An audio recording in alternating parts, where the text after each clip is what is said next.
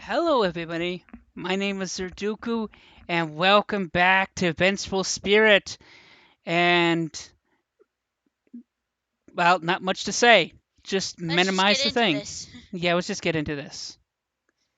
Alright, Chapter 4 The Haunting from Hell. It's supposed to be hunting, but Oh, oh. that's my fault. 30 years after Milo's death, the six troublemakers have split up. Excuse me. Tony is now 37 years old and he lives in a cabin in the middle of the woods on a private property of his own. He lives with his boyfriend named Rick. He's gay. Yeah, it actually explains a lot of it. Okay. Goes into detail. Tony knew he was gay around the age of 20. Tony and Rick have been living together in the cabin for 9 years.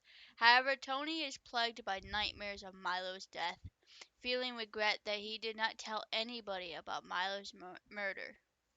One night after 3 a.m., Tony wakes up screaming with cold sweat running down his face after having a nightmare about his memories of Milo's death. Rick rolls over and wakes up and sits up and gives him a hug. "What's the matter, Tony? Is it about that kid?" asked Rick with a very caring voice. "Yes," whispered Tony, looking very sad. Tony's heart was still filled with regret. "Maybe you can get this off your chest if you just tell somebody about it," said Rick. Milo's body was never found. For all we knew, he could still be alive. "It doesn't matter anyway. I think I'm just going to get a beer," said Tony as he gets out of bed. He's definitely dead, dude. You know those raging rivers are deadly. Then no one can survive. It clearly stated that. Not everybody knows. Okay, Rick responded. Tony goes into the refrigerator and gets himself a beer. Nasty, disgusting tasting alcohol in the world. Yuck. A lot of people seem to like it, though, which is odd. It's disgusting. I agree, but continue reading. After Tony grabs a beer out of the refrigerator, he looks at all the pictures around his house. Tony smiles, remembering that after leaving the troublemakers to be with Rick, he has never been happier. Tony and Rick have been very happy and have enjoyed each other's company for years. Oh, it is so sweet. Tony walks outside to look at the night sky. All of a sudden, he hears a drip on the ground in front of the wooden stairs that leads concrete sidewalk on his property. Tony looks and sees something red on the concrete.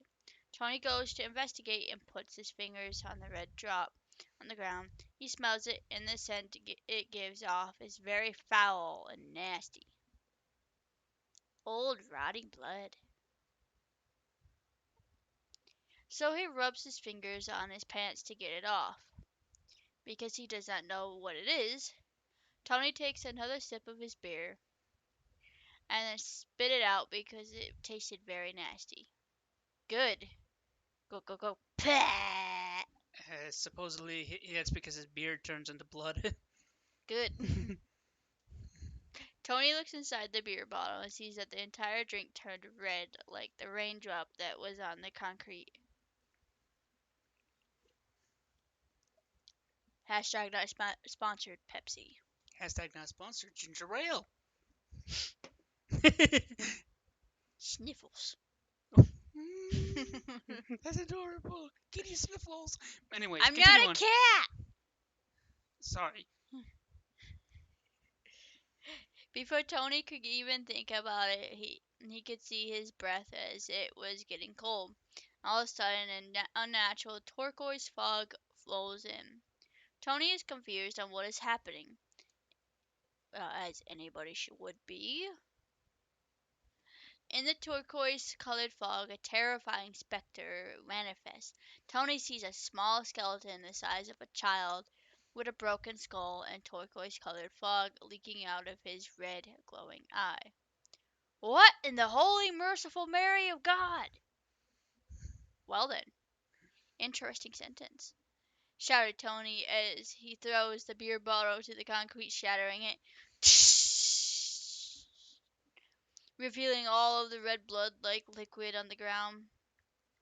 Tony runs back into the cabin and quickly rips out of his closet a 12 gauge shotgun.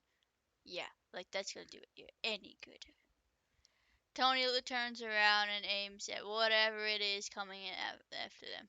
Hey, Tony! I decided to have a beer with you, shouted Rick as he comes around the corner. Surprised to see Tony scared to death holding a 12 gauge shotgun. Hey! Don't shoot, Tony. It's me. Hold on, said Rick as he holds his hands up before Tony could respond. The terrifying spirit phases through the glass door, and he is now levitating behind Rick. Rick notices that Tony's eyes became as big as saucers. Rick turns around to see a child-sized skeleton with a broken skull wearing a yellow raincoat that was torn to shreds. The terrifying spirit's eyes was glowing red like a red flashlight aimed directly at Tony. Rick dropped his beer bottle, shattering it onto the wooden floor. Rick's mind was overloaded with fear, unable to respond to what was happening. The vengeful spirit's bone-like fingers dug into Rick's skull and ripped his soul out of his body. As his eyes lit on fire, he yells a terrifying, screeching scream. Rick was okay, never mind. Tony, seeing everything that is happening as he begins to cry in fear, the vengeful spirit slowly opens his mouth, and the red tentacles come out of his skull and wrap around Rick's soul. The vengeful spirit devours his soul. Tony could not watch anymore, so he fires a shotgun, but the buckshot's blast went directly through the vengeful spirit, causing no harm to it, but blowing a hole in the glass window behind it. The vengeful spirit grabs Tony by the throat, slamming him against the wall.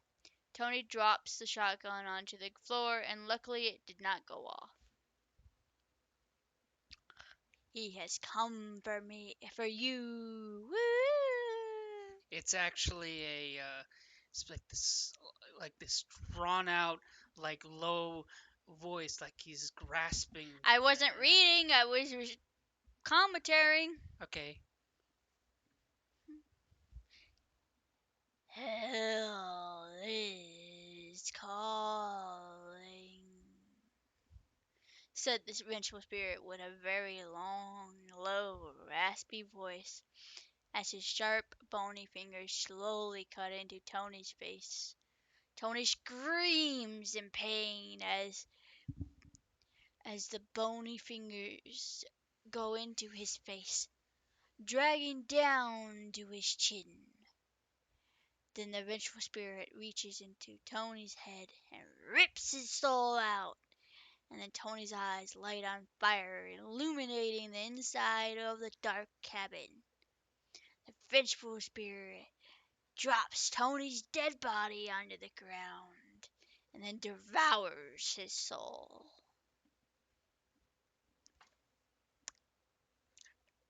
Now that's an opening to a chapter. Chapter. Blah, blah, blah. Give me a minute, people. My ear is itchy. Itchy. Yeah, psoriasis sucks.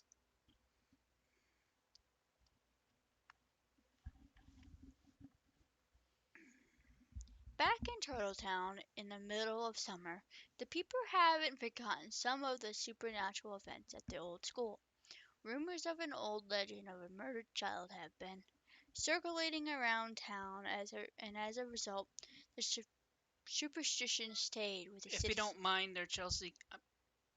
Tilly, can you please can you speak up a little bit? Don't give me that look. Please don't.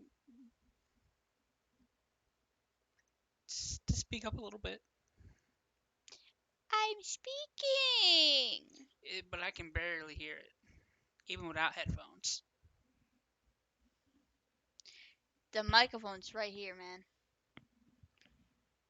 If I speak any louder, I'm gonna hurt their fucking ears. You might be surprised about that. Uh, with the cities of Turtletown. Catherine is now an adult, and she still remembers Milo as her first crush. Hearing the rumors and legends around Turtletown, she couldn't help but feel that the disappearance of Milo had something to do with it. Despite the fact that she had nothing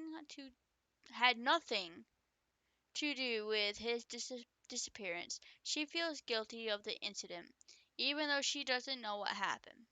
That night, Catherine was sleeping in her bed. Because of the unnecessary guilt that she feels, she's been having nightmares about Milo for so long. She dreams about her being a little girl standing in front of her old school that is now abandoned.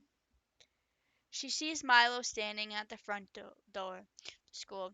As Milo walks towards Catherine, the sky turns red and begins to rain. "Why, Catherine? Why didn't you save me?" shouted Milo in her nightmare. "I'm sorry, Milo," cries Catherine. "You were supposed to love me. You were supposed to tell me your feelings. Now you're all alone because you did not make the right choices," shouted Milo as he becomes face to face with Catherine. "I was just a little girl. Why can't you forgive me?" cried Catherine as she kneels down to her knees, onto her knees, under the concrete, tears dripping onto the sidewalk. "You let me die!" shouted Milo as he strangles her. Oof.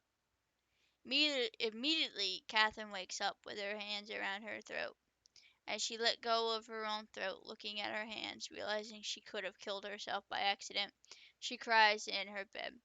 Eventually, Catherine was able to compose herself to get out of bed and get ready to go to work.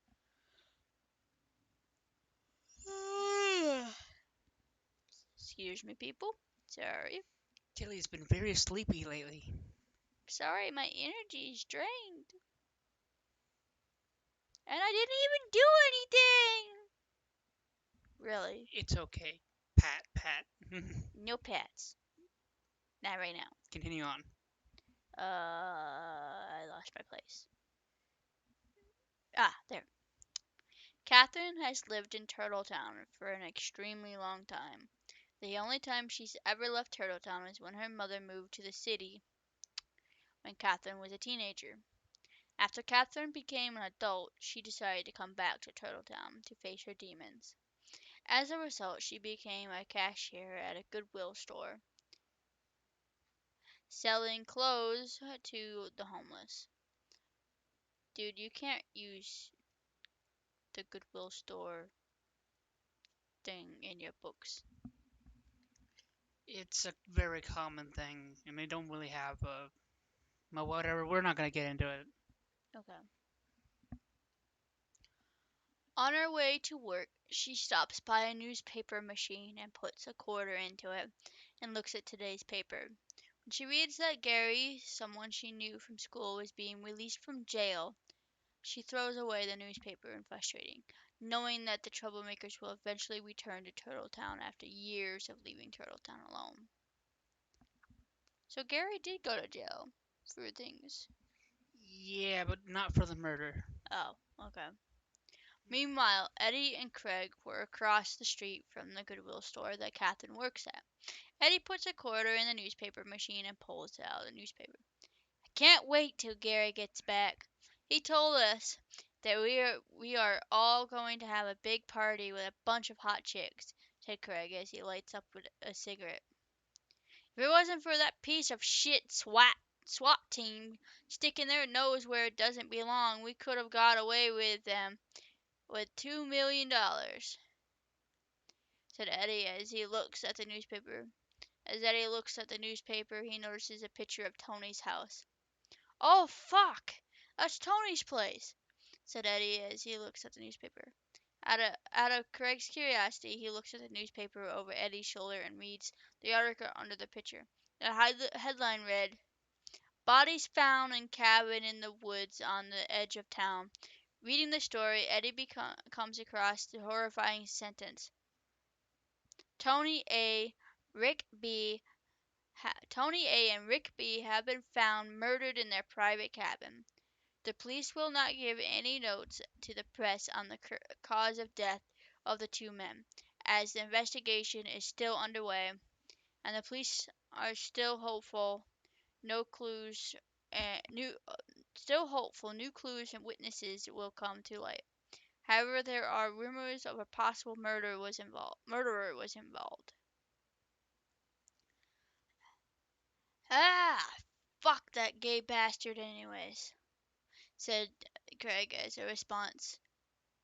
Eddie rolls his eyes, agreeing with Craig, throwing the newspaper in the garbage. Then Craig looks at the Goodwill store and sees a familiar face walking to the front door. "Hey, Eddie! Who is that chick?" asked Craig. Unfortunately, when Eddie looked at the front door of the Goodwill store, she already went inside. "What chick?" asked Eddie with confusion. "Come on, follow me," said Craig, as he walks towards the store across the street. Eddie stretches shoulders and follows them, not knowing what this was all about. After Catherine gets her work uniform on, she goes in front of the cash register. "Excuse me, ma'am. Do I know you?" Craig asks as he stands in front of the desk. Catherine looks at Craig for a moment and she pauses for about 30 seconds before answering. I think so. What's your name?" asked Catherine, unsure about her answer. "My name is Craig. Craig Guerin," Craig responded to Catherine's polite question. Immediately, Catherine had a scared look on her face when she remembered who he was. No, I don't know you, sir," Catherine responded with a nervous gulp. Craig looks at Catherine's name tag on her chest. "Catherine? I know that name. Wait a minute. Cat from school," said Craig with a sinister smile. "Well, well, well, Miss Cat, haven't you become a beautiful woman after all these years?" said Craig with a strong hint of rudeness. "What happened to Milo?" asked Catherine with a small tear going down her face. "Oh, that weirdo? Well, he went for a swim and didn't come back," Craig responded with a sinister smile on his face. However, when Craig went to answer that question, the flashbacks and memories he had were a little bit unpleasant to him, deep, deep down in his soul, although he really didn't give a damn what happened to Milo. With that sinister remark, Catherine's instincts picked up on the fact that they did something to him. She slapped Craig with no hesitation. Craig looked at Catherine, smiling as if he liked it. "What's going on here?" shouted to the manager of the store. "Nothing, just a disagreement," said Craig as he looks around the store that everybody was staring at him and Eddie. Both Eddie and Craig left the store without incident after that. After Catherine's shift was over, she decided to go home. Catherine goes outside and walks down the sidewalk. And about halfway, she feels something wet on the top of her head. She looks at the sky and sees that the clouds are starting to gather. Catherine was confused because wasn't supposed to be any rain that night. Without paying attention, all of a sudden, Craig and Eddie take Catherine by surprise and try to pull her down the dark alley. However, they immediately stop when they feel the sprinkles start, and just like that, the rain pours all over them, soaking them in an instant. Catherine looks across the street at a light post, and through the pouring raindrops she sees Milo as a little boy standing next to the light post, with his eyes glowing a bright red. Catherine blinks and rubs her eyes, confused, not sure or knowing what she was looking at. Eddie notices the look on Catherine's face and then looks at the light post. Immediately, Eddie let go of Catherine, seeing Milo on the other side of the street. "Eddie, what the hell are you?" said Craig as he lets go of Catherine, dropping her onto the ground. "No, he's dead, right?" said Eddie in disbelief. After a thunderbolt cracks and the sky lighting everything up, Milo is revealed as a small skeleton with half of his skull missing, surrounded by a turquoise-colored mist, and he's completely see-through. Milo stares at Eddie, his eyes glowing brighter and brighter. Then out of nowhere, Milo's left empty eye socket, a bright red light comes out of it. Milo's aimed at Craig and Eddie. "Let's get the hell out of here!" shouted Craig as he runs towards his blue truck. After Craig gets inside the truck, he puts the keys in the ignition, Yes, yes. and then he looks up and sees Milo's phantom spirit levitating in front of the truck. Then surrounding every one of Milo's sharp, bony fingers are violet, glowing, flame-like colored rings.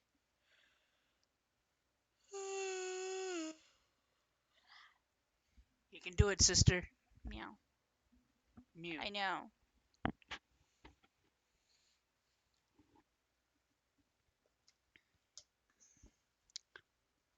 And attached to them are chains that are glowing just as bright. At the end of the chains are sharp spikes. The chains wrap around the truck and flip the truck upside down, with Craig inside. Eddie became frightened instantly of the now powerful spirit, still in disbelief and complete shock of what he was witnessing. Catherine began to cry heavily as all this was happening. Craig crawls out of the window that was shattered and he crawls onto the sidewalk like a worm in the dirt. Nice. Craig looks up and sees the vengeful spirit in front of him.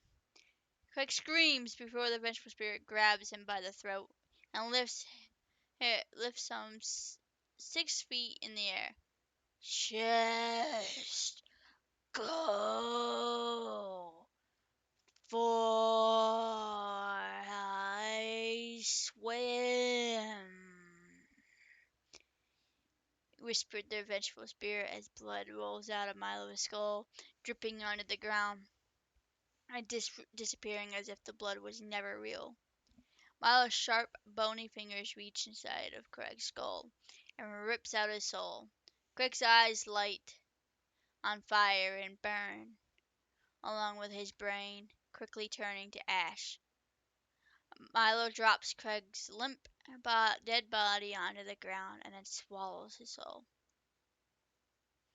Eddie snaps out of being frozen in fear, runs as fast as he can down the road. After the vengeful spirit was done devouring Craig's soul, he turned and looked at Catherine, and disappeared as did the rain. It immediately stopped, as if it was never truly raining. As Catherine was left alone in the dark streets of night, she swallowed in her tears of regret and fear. Milo, Milo, what happened to you? What have you become? What can I do to save your tortured spirit? Catherine whispered to herself as she lays on the concrete ground, wishing for a miracle that could never happen.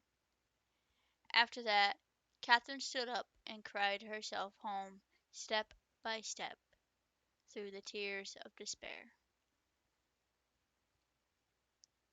Damn, dark. What do you expect? It's a horror story. Yeah, but that almost got me crying, to be honest with you. Oh no, my sister cries.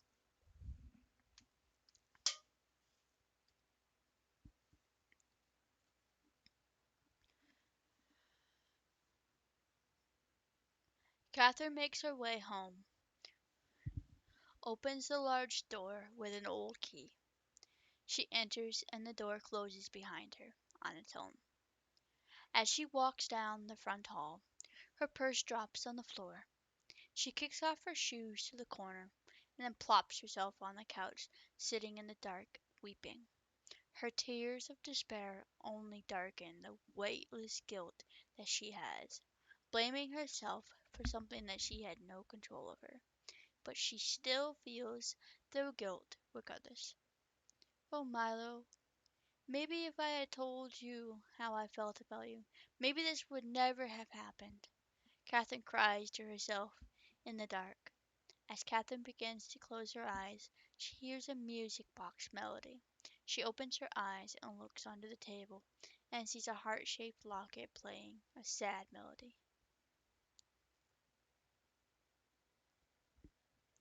"This is not your fault, Catherine. Milo was my responsibility," said an unidentified deep voice in the darkness of her apartment.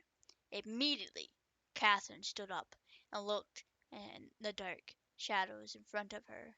There stood a man wearing an orange metal mask in the shape of a jack-o'-lantern, and he was wearing a black cloak holding a bronze staff with a crystal skull on it. "Who who are you? And what are you doing in my apartment?" shouted Catherine with anger and confusion. "My name is Dooku, and I am Milo's Reaper," explained the Angel of Death. Catherine looked at the Reaper with confusion and not understanding what's going on. This was never supposed to happen. Milo was dragged to hell, but he escaped, and now he is cursed to wander the infinite stars of mortals. After Milo is done with his killers, he will not stop there. Both the innocent and the guilty shall suffer eternal damnation if Milo is not stopped. I need your help, Catherine. His emotional ties to you could be a weakness that can be exploited to keep him calm so I can guide him to the land of the afterlife," explained the Reaper. Catherine still looks confused, but she still wanted to help Milo so she could continue. So she continued to listen to the Reaper. "Will you help me, Catherine?" said the Reaper as he held the locket towards Catherine, stepping out of the shadows. Catherine didn't think twice. She just nodded her head yes, and took the locket out of pure instinct as if she was taking a tool of help for a long and dangerous journey. Meanwhile, Eddie was still running for his life, and he got himself lost in the deep, dark, misty forest. Eddie stops, puts his hands on a tree, trying to catch his breath.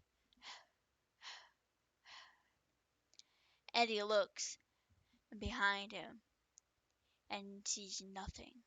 Then Eddie takes a deep sigh of relief, feeling safe for a moment. The rain starts to fall again. At that point, he realizes he realizes he still is being chased. At a blind feel, he begins to run again. As he was running, he was unsure that he can outrun a supernatural being like this.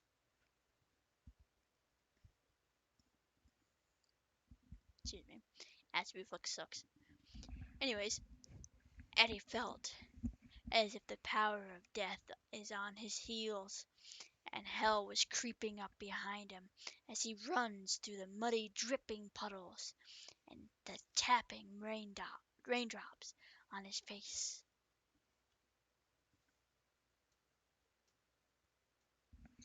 I don't think they can hear that. I know, it's for my own pleasures. My sister was tapping her fingernails on the metal table. I'll just scoot the keyboard so I can actually tap for this sound effect.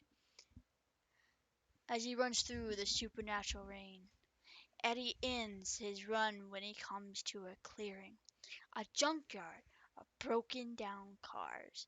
The rain stops as Eddie stops his feet, slide across the wet grass and mud, but quickly he catches his balance, almost falling flat on his face. He then takes a look around the junkyard. Eddie begins again to breathe heavily in fear, not believing that he is safe, and he turns around in a 360 motion, breathing heavily. When it started to rain again, Eddie bravely ran in a random direction and ran right into the Vengeful Spirit as he grabs him by the throat surprisingly.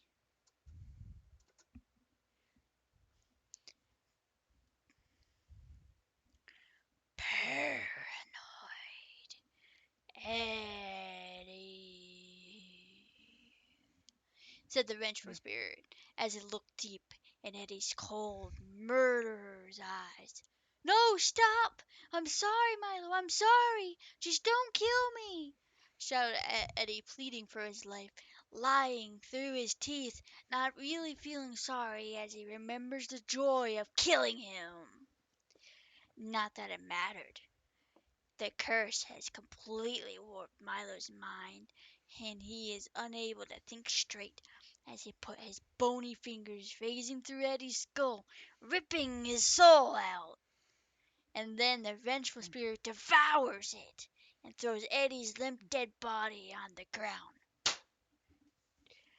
His empty eye socket's face, the sky smoke billowing out, rising into the sky.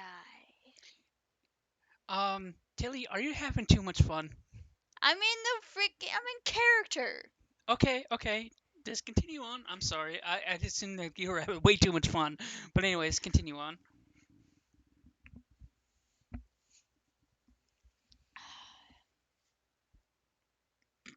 Excuse me. I know that was a little rude. Sorry. Then Milo's vengeful spirit fades away. The rain stops in the land that goes quiet with yearly silence. The end for that chapter. Yep. Please like and subscribe, and this is Sir Dooku and Tilly signing